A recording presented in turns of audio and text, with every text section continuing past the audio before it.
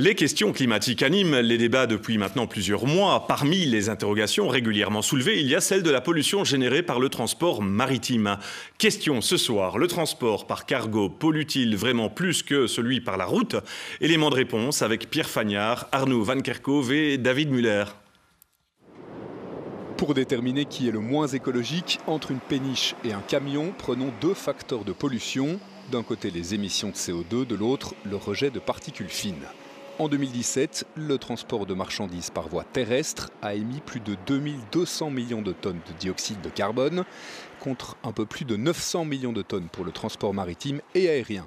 Si on calcule le CO2 produit pour déplacer une tonne de marchandises sur 1 km, plus de doute, ce sont les bateaux les plus écolos.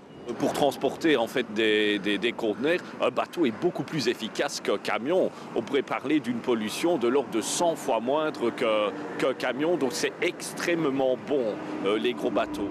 Par contre, en termes de particules fines, le transport maritime est très mauvais élève et c'est à cause du type de carburant utilisé.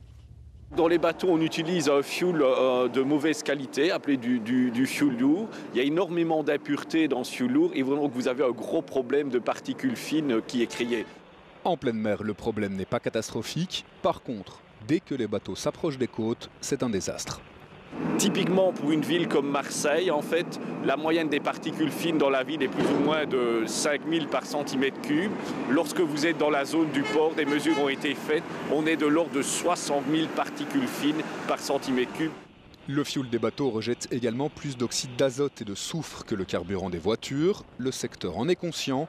L'Organisation maritime internationale s'est engagée à réduire ses émissions d'ici 2023.